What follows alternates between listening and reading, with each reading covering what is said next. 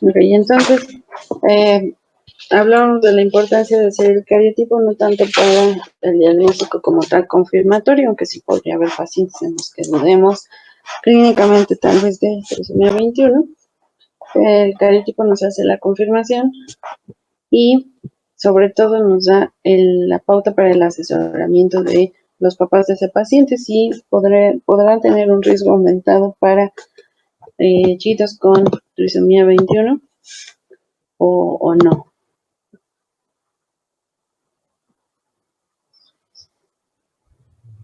Un tantito.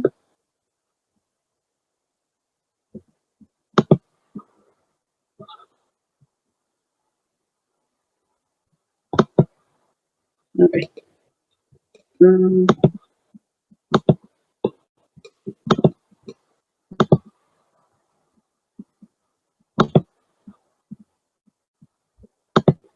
Recording is on. Sí, mencionábamos el riesgo, por ejemplo, para pacientes o personas que son portadores de una translocación balanceada, el riesgo aumenta para tener productos desbalanceados. Entonces, si encontramos en un paciente con trisomía 21 que el cariotipo es una translocación, ya sea 14-21, 13-21, 15-21, 21-21, 21-22 o cualquier otra translocación, y uno de los padres es portador, bueno, en el paciente se encuentra ese cariotipo, entonces a los padres hay que hacer también cariotipos, si alguno de ellos es portador, hay que dar riesgos, no solo en el sentido de trisomía 21, sino también del otro cromosoma involucrado. Y entonces, pues recordar que un portador de translocación 21-21, su riesgo para trisomía 21 será 100%, independientemente de cualquier otra situación que pudiera también presentarse, ¿no? Pero para 21-21 el riesgo es trisomía 21, 100%. Y puede haber conjunción de eventos de no disyunción entre, o sea, bueno, no solo de un par de cromosomas, acá está el 21 trisómico, pero también tenemos YY, una no disyunción en espermatocito, que llevó a este producto que tuviera XYY y trisomía 21. Bueno, en este caso no sería como tal variante Klinefelter porque no tenemos los cromosomas X, pero sí es un síndrome específico de XYY con características particulares, y además tendría, por ejemplo, pues, bueno, por ejemplo, si no tendría trisomía 21. El otro gemelo, es porque ellos fueron gemelos diamnióticos dicoriónicos, pues no está afectado, ¿no? Pero uno de los gemelos, trisomía 21 y síndrome XYY.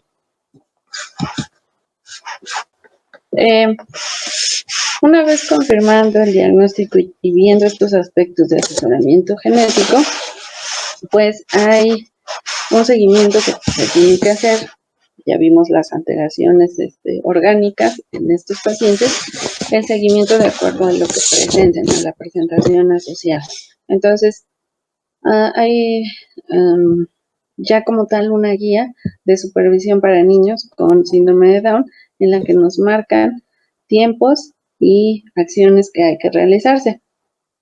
Entonces, como ellos presentan, veíamos alteraciones visuales, auditivas, incluso errores de refracción, cataratas y otitis media de recurrencia, todo lo cardiológico. También tienen situaciones de dentición retardada, por ejemplo, la situación gastrointestinal, endocrinológica con la patología tiroidea siendo más frecuente, podría también tener incluso convulsiones, lo hematológico, el riesgo para leucemia muy alto. Entonces hay ciertas cuestiones que hay que estar revisando. También en ellos se ha reportado una relación entre enfermedad celíaca, por ejemplo, y autismo, también enfermedades psiquiátricas. Vamos a ver que en el adulto va a haber un aumento en enfermedades psiquiátricas mentales, entonces también hay que tener en consideración esto. Y, por ejemplo, ellos que son candidatos a terapias de estimulación, si se diagnostica en etapa neonatal, pues son candidatos a terapias de estimulación, después físicas, ocupacionales del lenguaje. En cuanto a las terapias físicas, pues pueden ser candidatos para cualquier tipo de terapia. Por ejemplo, se ha estudiado mucho, ¿no? Equinoterapia.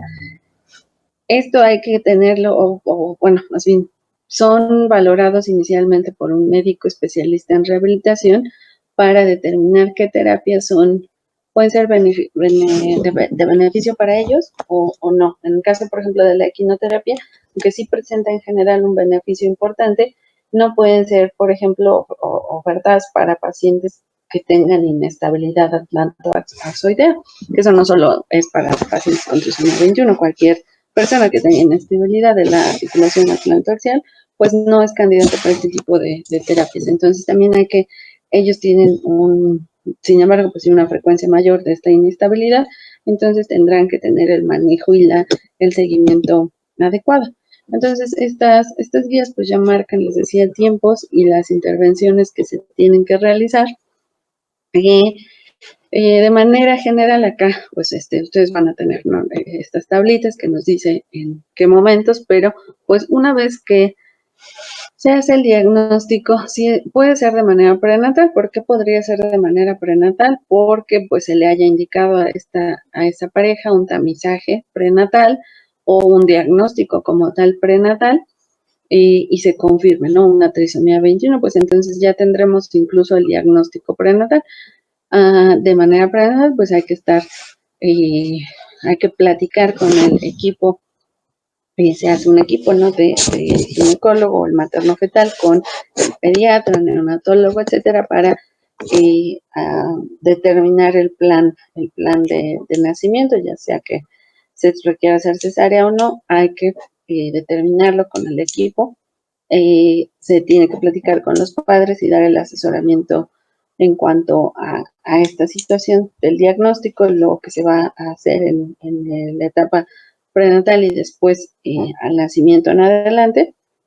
Se puede confirmar el cariotipo, ya sea que, bueno, más bien, si se hizo un tamizaje, pues que sean los marcadores séricos, los marcadores ultrasonográficos, incluso el DNA fetal en sangre materna, se tiene que confirmar. Si no se confirma prenatalmente con un cariotipo en líquido amniótico, pues entonces hay que confirmarlo neonatalmente y la pauta pues nos va a dar el cariotipo para el asesoramiento en cuanto a riesgos de recurrencia para esos padres.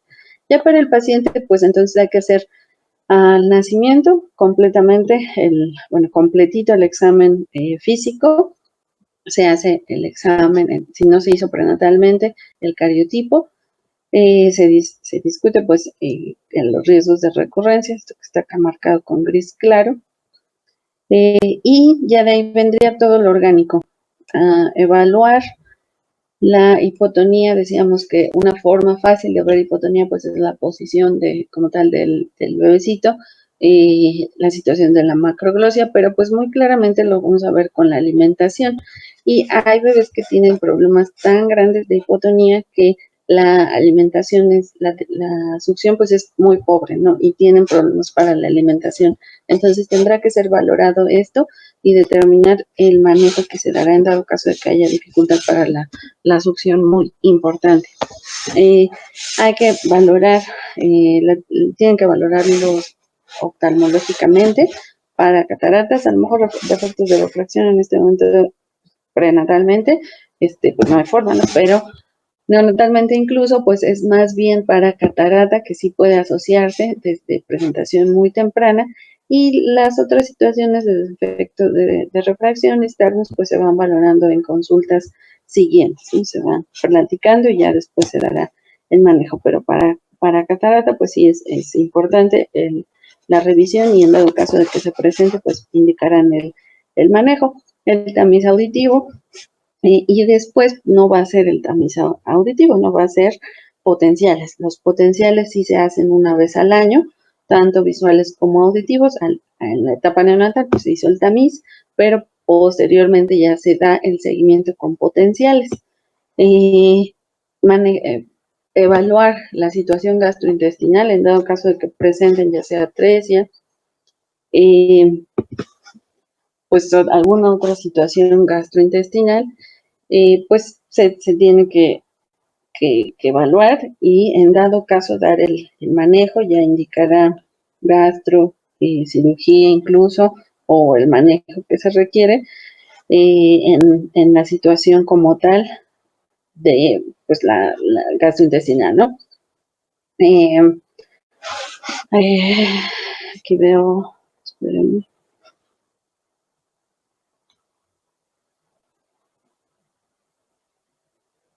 ¿Cómo se hace cuál es el tamiz auditivo? El tamiz auditivo es el neonatal, pues, ¿no? El tamiz auditivo neonatal se le hacen recién nacidos y es una pruebita con, y hay dos formas. Puede hacerse con equipos de emisiones autoacústicas, ese es uno de los más utilizados, o incluso se hacen tipo potenciales evocados. Y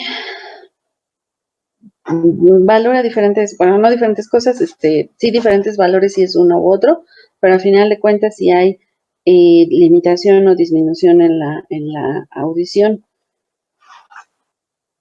Se le pone, es como un tubito, literal, un tubito muy, muy pequeñito que se introduce en el conducto auditivo, ambos conductos auditivos del bebecito, y literal esto dan como unas emisiones, unas pulsaciones, y se detecta la respuesta, y la respuesta, además de con valores, pues bueno, ellos los clasifican en no respuesta, baja o adecuada, y entonces nos dan la pauta justamente para saber si hay una disminución o incluso pérdida auditiva. Pero ese es el tamiz auditivo, Daniel, un tubito así chiquito que se introduce, se manda una emisión, así, pues muy discreta, sonora, y de pulsación también, y registran, hay una respuesta o hay respuesta baja. Si es con los potenciales, un poquito más puede ser cuantitativa, no tan cualitativa, sino cuantitativa. De todos tampoco es tan específico, pues ya después hay algunos pacientes que sí se logran hacer audiometrías, pero muchos se continúa haciendo más bien los potenciales, ¿no? Los potenciales auditivos. Pero hay algunos pacientes que sí logran dar la respuesta en cuanto a la audiometría y entonces pues ya se valora mucho mejor, pero pues sí, el tamiz auditivo nada más es esto más cualitativo, presenta o no respuesta. Sí, Dani, de nada. La situación de hipotonía también les mencionaba que se refleja en constipación, entonces también frecuentemente ellos son valorados y llevan un manejo, sobre todo en infancia, en etapa de lactancia y después en infancia temprana, preescolar, con gastro, por esa situación de la constipación. Sí, usualmente tienen que dar manejos incluso para que no haya una constipación tan crónica, y al nacimiento hay que hacer una biometría. Se ve o no la reacción leucemoide. Les decía, afortunadamente la reacción leucemoide pues no es, pues es transitoria y literal es eso, no conlleva ningún riesgo para la salud del bebecito. Pero pues lo que sí, a partir de ese momento, igual anualmente habrá que estar haciendo la biometría hemática por el riesgo para leucemia. Es mucho más alto el riesgo para leucemia en la infancia, pero en la etapa adulta sí se registran casos también, un poquito con más frecuencia que en pacientes que no tienen trisomía 21. Entonces sí, hay que estar haciendo la biometría hemática que está acá en el primer renglón anualmente, en la infancia sobre todo, pero después se continúa. Y pruebas de tiroides, o sea, bueno, pruebas endocrinológicas, pero en infancia y bueno, de infancia al resto de la vida, tiroides hay que estar valorando, ya sea perfil parcial o perfil completo, pues con que tenga TSH. Si se hizo el tamiz neonatal está perfecto, pero situaciones de tiroides, sobre todo hipo, podría ser que se presentara después, o sea, no se diagnostica en tamiz porque no está presente y después sí se pueden ver alteraciones de hipotiroidismo, entonces Pruebas de funcionamiento tiroideo también se hacen anualmente, ya sea cada 6 meses o anualmente. Sí, pues sí, al nacimiento o en el momento en que se diagnostique como trisomía 21, se tiene que hacer un ecocardiograma para determinar si hay cardiopatía congénita y dependerá de si hay o no y cuál el manejo, ¿no? Si hay, casi de todos modos los cardiólogos al menos los revisan una vez cada 2 años, a lo mejor en infancia, aunque no tengan incluso cardiopatía congénita, nada más como parte del seguimiento, aunque pues en realidad si no hay cardiopatía congénita ni ninguna otra situación, pues ya podría no hacerse esa evaluación. Pero por supuesto, si hay cardiopatía congénita, pues ya valorará el cardiólogo pediatra el tiempo para cada ecocardiograma y electrocardiograma, casi siempre es cada 6 meses o al menos una vez al año. Y ya dependerá también el tratamiento, ¿no? Si son cardiopatías complejas, pues ya indican incluso cirugía y habrá que estar pendiente en ese sentido. Pues ya dependerá del tipo de cardiopatía congénita. Y en cuanto pues hay algunas situaciones de ortopedia que les decía, sobre todo la inestabilidad atlantoaxoidea, podría dar pues en el manejo situaciones de precaución, también pueden tener problemas en dado caso de que se requieran cirugías o procedimientos quirúrgicos para la anestesia. Entonces, eso tendrá que establecerse y marcarse, ¿no? En dado caso de que se requiera, pues que pueda haber un riesgo extra por esta situación. Y aquí, eso es primordialmente en etapa de pues, infancia, en niños. La situación endocrinológica de estar valorando pruebas de función tiroidea, estar valorando con biometría hemática el riesgo para o alteraciones que nos puedan sugerir leucemia, la situación de ojos y de audición con los potenciales una vez al año, pero les decía también que de adolescentes en adelante, sobre todo por esta situación de la tendencia al aumento de peso, se puede agregar el riesgo para diabetes, entonces, y para cualquier otra situación metabólica. Entonces, ya en adolescentes, y por ejemplo acá también está la guía para el manejo y el seguimiento en adultos, pues hay que estar viendo la situación metabólica. Endocrinológica continúa, la biometría hemática, es decir, la situación para el riesgo hematológico también continúa, hay que seguir haciendo la biometría hemática, las pruebas de función tiroidea, y se agrega pues el riesgo para diabetes o para síndrome metabólico, entonces se agrega la química sanguínea, igual una vez al año. Y ellos tienen aquí en adolescencia y luego en etapa adulta más relación, se presenta más frecuentemente en pacientes con trisomía 21, alteraciones como depresión, en el sentido de salud mental, ¿no? De enfermedades psiquiátricas, depresión, trastorno obsesivo compulsivo, trastornos de la conducta, por situaciones de abuso también, ya sea físico o sexual, pues conlleva a manifestaciones propias. Y entonces es importante que ellos tengan manejo y seguimiento con psiquiatría y con psicología periódicamente también. Entonces, a partir de incluso desde infancia, porque se maneja toda esta situación de manejo integral, ¿no? O sea, el manejo integral en terapias físicas, ocupacionales, lenguajes, sí son valorados incluso también durante la infancia por psiquiatría o psicología para apoyar en esta etapa, sí, con situaciones de trastornos de conducta o, por ejemplo, en el caso de abuso físico, pues bueno, ya será en cuestión particular de cada paciente, pero sí también se hace desde la infancia. Y tienen situaciones también, o sea, más bien se ha visto como problemas periodontales que vimos que tienen dentición retardada, pero además también cursan de adolescencia a etapa adulta con problemas periodontales, entonces también tienen que estar en constante seguimiento por odontología y el equipo dental. Y otra situación que también se ha visto es una frecuencia mayor para enfermedad de Alzheimer. Entonces también hay que estar pendiente en esa en ese ámbito, si se detecta algún signo temprano, sobre todo enfermedad de Alzheimer más temprana, pues bueno, no hay como tal un tratamiento en específico, pero dar el seguimiento y el apoyo a la familia. Los efectos de refracción, pues ya si se diagnostica, pues se continúa el seguimiento por oftalmología, también se continúa el seguimiento con audiología y aumenta en ellos el riesgo para tumores, sobre todo en hombres, para cáncer testicular. De por sí, bueno, en varones jóvenes el riesgo pues, es alto, ¿no? Pero en ellos ya pasa, o sea, llegan a edad adulta y se ha visto un riesgo aumentado, entonces tiene que estar también pendientes de enfermedad testicular, cáncer, sobre todo testicular, y algunas cardiopatías adquiridas, ya no congénitas, ¿no? Sino enfermedades valvulares o prolapso de válvula mitral, pues entonces, en ese caso, aunque no haya requerido un manejo porque no haya sido una enfermedad, una cardiopatía congénita, pues requerirá que sea una adquirida, ¿no?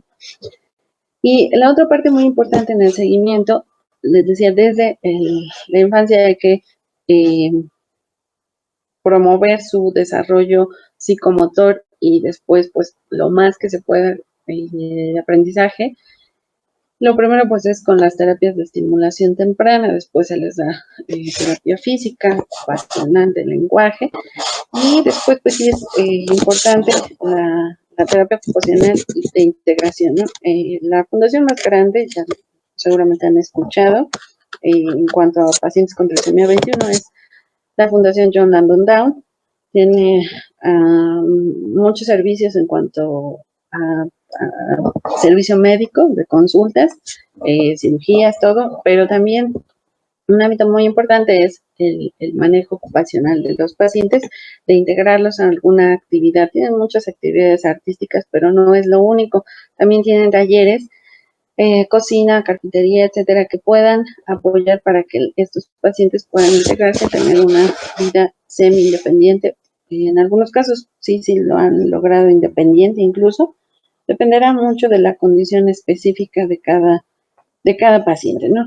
Pero es importante, no es la única también. Hay otras fundaciones, incluso acá en Puebla hay varias fundaciones que apoyan para la educación, también la atención médica de los pacientes y pues es algo muy importante no comentarlo también con los pacientes. La situación de diagnóstico prenatal la vamos a ver bien en como tal diagnóstico prenatal, pero sí nos dan, hay un patrón en específico de los marcadores, tanto del triple marcador como del cuádruple marcador, ya también se cuenta con el DNA fetal en sangre materna. Estos dos son tanto los marcadores, bueno, en este caso estoy hablando acá puse los séricos, ¿no? Pero también los ultrasonográficos y el DNA fetal en sangre materna es un tamizaje, no es un diagnóstico como tal.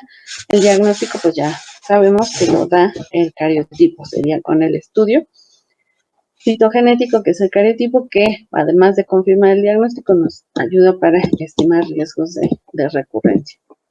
Entonces, bueno, esto es cuanto a trisomía 21, pues sí es la cromosomopatía más conocida. Y pues yo creo que nos quedaríamos acá para que ya veamos síndrome de Edwards y síndrome de Pato en la próxima clase. Esperen algo. Sí, no, ya me acordé. De acá de trisomía 21.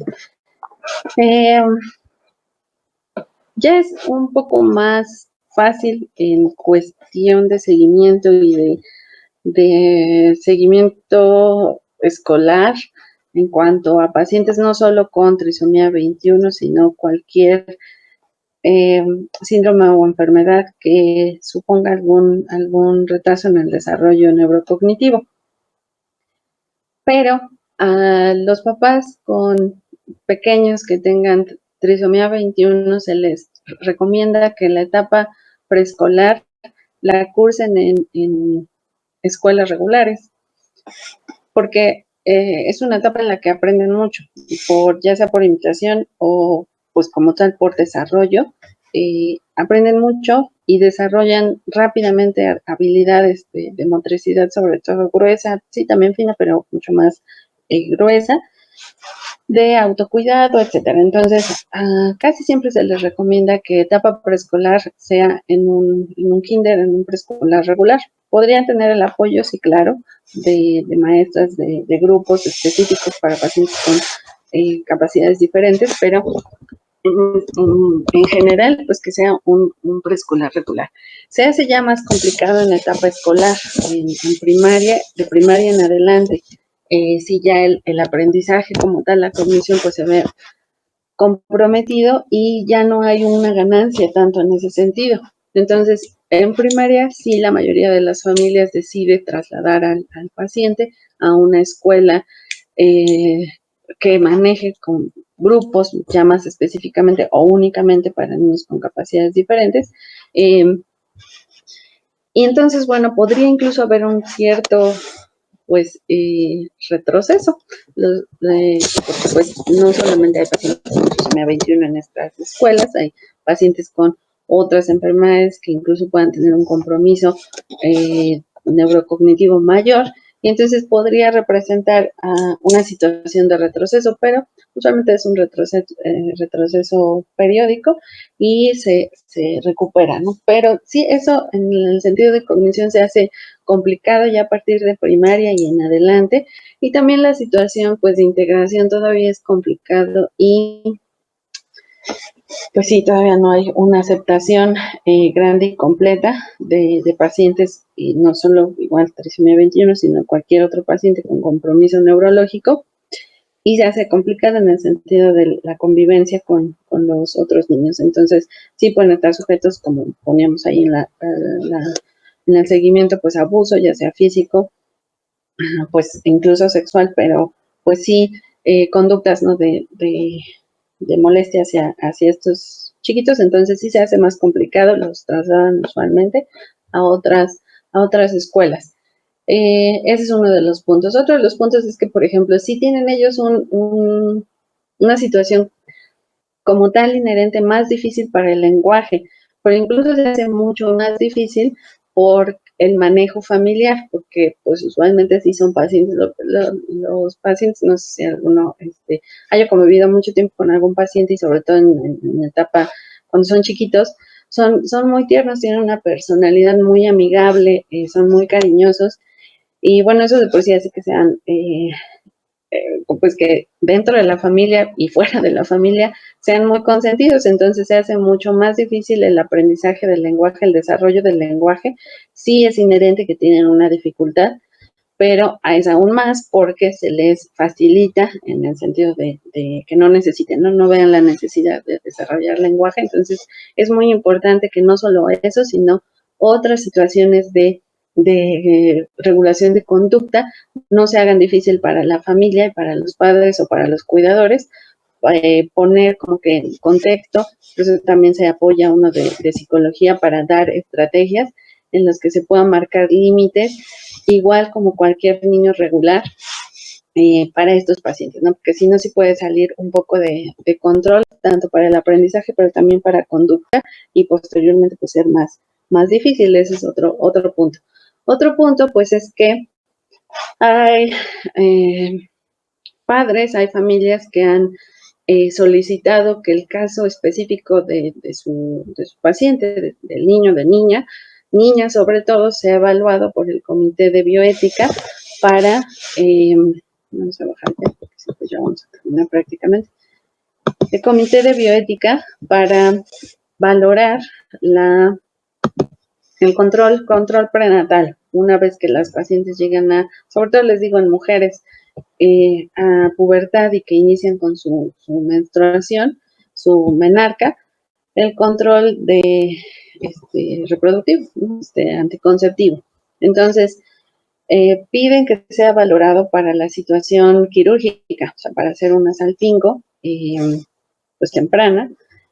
Y esas todas son situaciones complicadas. Sí, ya se tiene más experiencia, los comités de bioética tienen más experiencia, pero aún son situaciones complicadas. Se tienen que tomar cada caso individual, pues se hace la valoración psiquiátrica y psicológica de la paciente, porque sí está esta situación de tomar en consideración el deseo y la decisión de la paciente, pero pues es una realidad que las pacientes tienen retraso neurocognitivo. Entonces, en ese sentido, para esta situación de reproducción, que por supuesto sí ha habido casos en los que son abusadas y tienen, se embarazan y pues la situación de los bebés. Bueno, los bebés no necesariamente tienen trisomía 21. Hay pacientes que han tenido, o sea, pacientes con trisomía 21 que se embarazan, incluso con pareja igual trisómica 21, que no tienen bebés con trisomía 21. Los gametos, pues ya vimos, gametogénesis es un evento separado y podría haber gametos que hicieran rescates, etcétera, y que sean gametos haploides funcionales. Entonces, bueno, no es un riesgo 100% para que estos pacientes tengan productos trisómicos. Sí, también hay pacientes que tienen productos trisómicos, pero entonces, bueno, ese es como que un paréntesis. En el sentido, entonces, justamente de reproducción para evitar o los cuidadores en ese sentido dar una protección, pues piden que se sesione el caso para que se haga la reproducción, pues ya el control definitivo, ¿no? El anticonceptivo. También incluso pues hay pacientes que se les coloca el dispositivo o los implantes o es mucho más complicado que sea una anticoncepción hormonal, ¿no? Pero pues, dispositivos, etcétera, eso será valorado, tiene que ser valorado pues por el comité y el comité pues por supuesto pide la valoración médica de todos los aspectos, psiquiátrica, endocrinológica, etcétera, para valorar individualmente cada caso. Entonces, pues hay casos que se han sesionado y que se falla a favor justamente de hacer la salpingo. Incluso ha habido casos en los que el comité decide que puede ser incluso beneficial, mucho, muy beneficial por la situación neurocognitiva de la paciente, a hacer incluso histerectomías completas por la situación de la menstruación, cuando la situación pues, de desarrollo cognitivo es muy, muy severa, el coeficiente intelectual es muy bajo, pues la situación mensual del ciclo menstrual se vuelve muy complicada para estos pacientes y sus cuidadores. Y entonces ha habido incluso casos en los que sesionan a favor de hacer incluso histerectomía completa. Sin salpingos, sin oforectomía, pero al menos histerectomía. Entonces ya va a depender mucho, pero sí es una situación que se ve pues complicada aún, porque pues sí no están exentas estas pacientes ni los pacientes hombres de alguna situación complicada en el sentido de abuso. Entonces, pues sí, hay ya muchos padres o abuelos también, es por ejemplo la situación también que todavía hay mucha situación de abandono cuando hay diagnóstico de trisomía 21 y de cualquier otra enfermedad que comprometa el desarrollo cognitivo. Entonces, hay muchos pacientes que sus cuidadores esenciales son sus abuelos. Entonces, también se toma en consideración eso, la situación específica en particular de la familia, ¿no? De quién está cuidando a estos pacientes. Pero pues sí podría ser que estén en algún momento ante una situación así en la que pidan la evaluación para tener un control de natalidad y pues en ese sentido, ¿no? de reproducción con no solo estos pacientes, trisomía 21, con cualquier otro paciente y pues hay que hacer la evaluación completa, ¿no? Entonces, bueno, sí, prácticamente que sí, ahí terminaríamos, serán 3 situaciones extra que quería comentarles en cuanto a trisomía 21. Entonces, sí, el lunes continuamos con las otras trisomías, por favor. Ok, pues gracias. Pasen bonito fin. Nos vemos el lunes. Cuídense mucho. Bye.